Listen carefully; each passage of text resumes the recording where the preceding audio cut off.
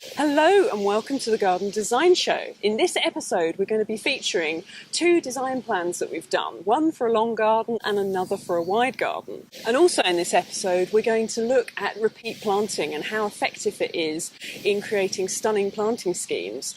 And we're going to be walking around the Cambridge Botanic Gardens and I'm going to introduce you to a very special guest. If you're frustrated your garden doesn't look as beautiful as it could, even though you've purchased lots of lovely plants, then help is at hand. Plants are not enough. You have to have a good design layout. And when you combine design with the beauty of plants, that's when the magic really happens. It's our mission here at Successful Garden Design to show you how to do it. And it's much easier than you may think. I'm Rachel Mathews and I've been a professional international garden designer for over 25 years and I teach garden design online. Before we take a look at the designs today, I want to introduce you to garden designer Alison Conway, who has just joined us here at Successful Garden Design. Ali, welcome. Thank you. And it's great to be here and be part of the team. Now, Ali and I used to work together over at Origin Garden Design. Now, how long ago was that, Ali? Oh, too long ago. 10 years? 10 years, yeah. So it's absolutely wonderful to have her working back again with me because we really complement each other with our design styles and ideas. And absolutely. It just makes designing so much easier. So with the Postal Garden Design Service, we rely on our clients to provide us with either a base plan, as you can see here, which is to a scale, or they provide us with measurements and then we draw it up to scale. And then to begin the process we just start out sketching ideas from the brief they've given us. So this particular client was definitely into curves, so that's where we started. They sent us lots of images and nearly every single image had a curved path or a circular lawn or something like that, so that gave us a really good idea of their tastes. And then once we know that, it's then just a matter of working out what's going to be best for the garden. This particular client wanted quite open plan. So as you can see from the sketching, the initial concept ideas can come quite quickly, but then you've got to polish and study what you've done. Has everything in the right size and proportion to the garden? Is it flowing as best as you can? And that's really what takes masses of time, working out whether you've got everything in the right place at the right size and what materials to use. So once Ali and I are happy with our rough draft concept, then it's time to show the client. So what we do is a very short video, usually about 10 minutes long, and we talk people through our design ideas. And then once we've had the feedback from the client and made any changes that are necessary, we then draw up the plan, and some clients also commission a colour version as well. And as you can see, that does make a difference and you can really sort of get a sense of the whole garden. So the next garden we're going to look at is the complete opposite of the last one, because this is for a wide garden, and this was one that I did 18 months ago, and it's indelibly imprinted on my mind because I was doing a tour of Spain at the time, and this garden was designed and drawn up in a camper van. And it's also particularly memorable because I managed to sprain my ankle rather badly, so I was stranded in Leon because I couldn't walk, so at least I had this garden to do and keep me occupied. So this is Nikki and Matt's garden, and they are based in Surrey in the UK. So as you can see, it's a really lovely size of garden, but the problem is because this runs along the width, you don't really get the benefit of the size of the space when you're viewing it from the house because the fence is so close to you. So here are some of the earlier drafts. Now, at first glance, it looks like there's lots of shapes going on, but actually, really, the garden's only divided in half. So there's two main areas, and I've experimented with a rectangular large lawn and then moved on to ovals. And as you can see, the oval shapes, they're much more pleasing to the eye and they work better with the shapes on the right-hand side. And here we have the finished drawing, which, as you'll see, was drawn up in a camper van, and it was so large it didn't even fit on the camper van table. But anyway, if you look in the centre of the drawing, you'll notice little X marks the spots, and these are to show the radius points so that the landscaper can easily set out the garden. And as you can see here, they've been able to spray paint the lawn and get the perfect shape, because if you don't get your curves right, they look awful if they've got straight edges. And the landscapers that Nikki and Matt have chosen have done a wonderful job for this garden. And as you can see, they've got lovely crisp clean lines in, and the garden's really really starting to come together. Now, the area in the middle there, you start to see it being raised up. That's something we called the snug. It's going to be a raised seating area, and it's quite a large area because they entertain a lot. So there's going to be sort of large beanbaggy cushions and things all around it so that lots of people can sit and enjoy the garden while they're barbecuing. Now, unfortunately, I don't have quite the finished garden to show you yet because there was a delay with the delivery of the paving stones. But Nikki and Matt are going to do us a lovely little video tour as soon as the garden is finished. So keep an eye out for that in probably episode 17 or 18. If we quickly go back and take a look at the before image, you'll see that as soon as we start to input a proper shape in, even when the landscape is just digging it out, I mean, look at the difference that makes, how much longer that garden is going to look. And, you know, I've been doing this for over 22 years and it still blows my mind just how much difference getting the right shapes makes. So that's the work we've been up to, but I also want to feature more of your work, and this is a great design that we've had in from a viewer of the Successful Garden Design Show. Now, this is Tricia, who has a nursery called Roots Nursery, which is just outside of Chicago, and I featured her on the Successful Garden Design blog a little while ago because of an email she sent me where she said, you should see the garden I designed for my cousin just after watching the free videos. Imagine what I'll be able to do after taking your courses. So as you can imagine, that rather intrigued me, so I got her to send in a picture of her plan, and this is what she'd done from just watching the Garden Design Show. Now, considering she's not had any formal training, she's done a wonderful job. She's got this path wrapping around the lawn, as you know, I'm a big fan of that.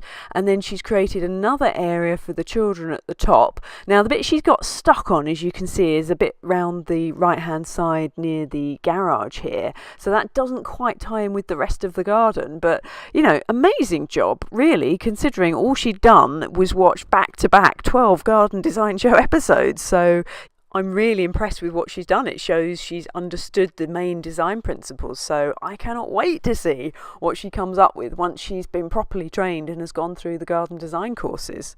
Now, because she's a nursery owner, rather than do a design course first, she's actually doing the plant design formula. And I had an email from her the other day, which is wonderful. She's already passing on the tips and tricks that she's learned in the plant design formula to her clients, and that is wonderful because it gets people focused on just how important design is, and it's not all just about plants. So if you need planting advice and you're in the Chicago area, definitely go and see Tricia at Roots Nursery because I know she's going to be able to do great planting schemes for you once she's finished the plant design formula. And while we're on the subject of courses, I'm very pleased to tell you that 3.0 version of the Great Garden Formula at long last is more or less there. We're just waiting for the very last Module 7 from the graphic designer, but all of the upgrades are now there, which means the price is going to be going up. And if you'd like to get the course, do get it before then and you'll get a great bargain. As you can see, there's loads in it, and it really is now designed more for the very keen amateur or professionals that wish to improve. The masterclasses take you to the next level, and it includes the survey course, which takes you through how to measure your garden correctly and draw up a scale plan. Also, there's the cheats guide to sketching and visualizing, so if you can't draw, this will teach you exactly how to do it. And also, as a bonus, there's the 5-minute plant expert, which teaches you how to recognize which plants will go where just by looking at their leaves, so you don't even have to know a single plant. And the Great Garden Formula, as I say now, is 7 modules. It's gone up from 5, and you can test your knowledge at the end of each module with a quiz and then check your scores. And I'm rather pleased to say, look, I scored 100%. Yes, I know I wrote the questions, but minor detail.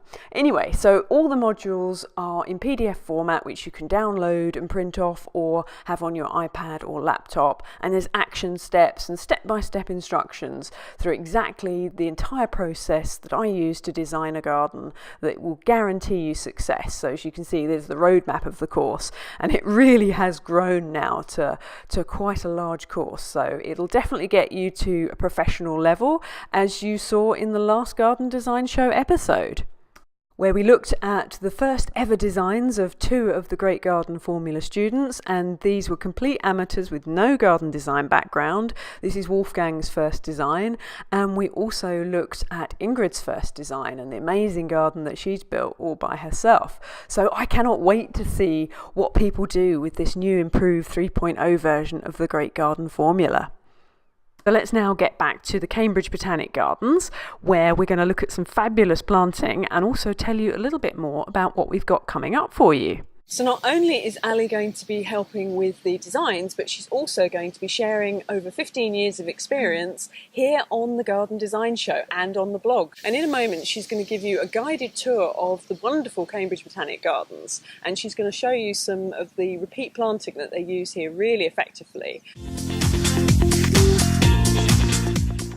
Now, lots of people would say this is a little bit too jarring to have the pinky purple and that bright yellowy orange.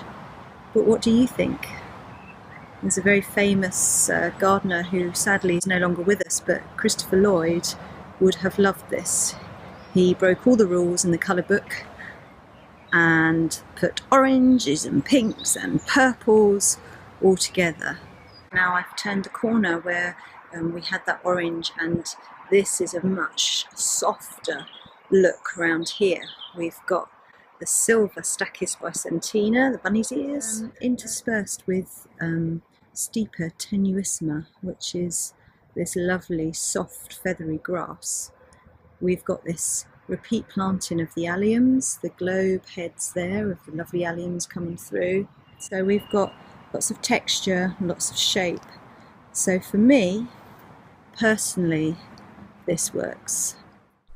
Now there's also some wonderful repeat planting in the bee border just in front of the greenhouses at the Cambridge Botanic Garden, and here everything they've planted has loads of nectar for the bees, and it has masses of my favourite plant, which has to be the allium. And alliums are great because you can just pop them in between your existing planting, and as you can see, all these purple globes coming up in groups throughout a planting scheme really does add a lot of impact. You can see just how important it is to use some repeat planting throughout your garden.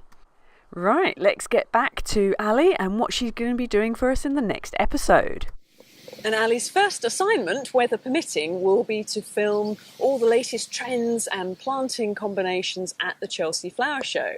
Now, if you're outside of the UK, that is the premier garden design show in London. So, Ali, are you looking forward to your first assignment? I can't wait. So I'm going this year on an evening ticket. I've got 3 hours to bring the best of Chelsea to you, and hopefully break down some of those barriers, because I think if you haven't been before, the Chelsea Flower Show is quite it's quite a thing. It's the creme de la creme of design, isn't it? It's the top designers showcasing their top work, and that can be quite daunting, I think, if you're going as a visitor and trying to get ideas for your own back garden or your backyard. Where do you go if you haven't got the £500,000 budget that these top designers do? So what I'm really excited about doing is hopefully getting some of those ideas, some of those key concepts, and filming as much as I can. It is an extravaganza. It's a real showman's show, and of course, you're seeing the best of design from all over the world. You're seeing products from all over the world, and of course the flowers. Let's not forget the flowers. Brilliant. Looking forward to it. So, stay tuned for the next episode. And if you'd like some more top tips on how to add the wow factor to your garden, I've created a cheat sheet that you can download and a short video tutorial that walks you through the top 5 things that you must do if you want to create a stunning garden.